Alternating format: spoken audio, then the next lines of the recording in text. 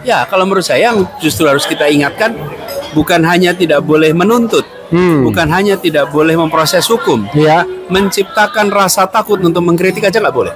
Baik Bapak Ibu, teman-teman semua, pada kesempatan ini kita akan mendengarkan bagaimana seorang Bapak Anies Baswedan yang ketika dikonfirmasi oleh Pak Refli Harun mengenai putusan MK tentang penghapusan pencemaran nama baik, yang dalam hal ini adalah pencemaran nama baik terhadap lembaga, terhadap organisasi, yang pada intinya Bapak Anies Baswedan kemudian memberikan apresiasi besar kepada Hakim Mahkamah Konstitusi yang menangani perkara ini, telah membuka ruang oleh masyarakat Indonesia untuk kemudian memberikan kritik, kemudian memberikan kritisan atau saran perbaikan terhadap kebijakan-kebijakan yang kemudian jauh dari norma hukum, jauh dari risalah keilmuan konstitusi kita.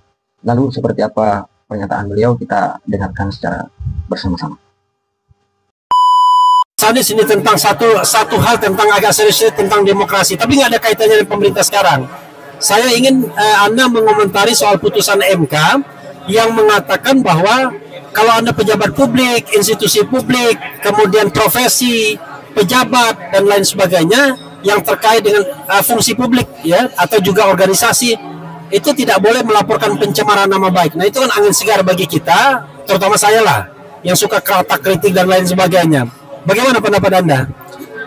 Setuju sekali dan terima kasih ke MK. Terima kasih MK sudah menjadi penjaga dan penyelamat demokrasi. Dalam demokrasi tidak boleh ada rasa takut. Ya. Rasa takut itu harus hilang. Nah, kemudian apalagi membuat rasa takut dengan menggunakan pasal-pasal, ya, ini menjadi membahayakan demokrasi berlipat ganda. Jangankan sampai pasal-pasal itu, membuat rasa takut aja tidak boleh kok. Karena rasa takut itu yang tidak boleh ada. Jadi membuat orang nggak bisa berpikir. Ya, kalau menurut saya yang justru harus kita ingatkan bukan hanya tidak boleh menuntut, bukan hanya tidak boleh memproses hukum, ya, menciptakan rasa takut untuk mengkritik aja nggak boleh. Harus dibuat suasana terbuka, suasana dialog, dan ingat, ketika pemerintah menerima kritik, itu sesungguhnya pemerintah menerima kesempatan untuk menjelaskan. Begitu penjelasan pemerintah itu bagus, pemerintah itu masuk akal, siapa yang akan disukai oleh publik? Ya pemerintah lah. Justru rakyat akan melihat, oh iya benar ya penjelasannya. Oh iya ternyata yang dikerjakan masuk akal ya. Jadi sesungguhnya yang disebut sebagai kritik itu adalah bahan baku untuk diolah menjadi penjelasan yang masuk akal. Nah, kapan itu akan alergi kritik? Kalau nggak ada penjelasannya. Kalau nggak ada yang masuk akalnya, kan itu takut sama kritik. Kalau nggak ada barangnya. Kalau nggak ada, ya itu kalau nggak ada, nggak akan tahu. Tapi kalau ada barangnya, ada penjelasannya, ada landasannya, wih, kritik itu justru amunisi yang bagus, gitu.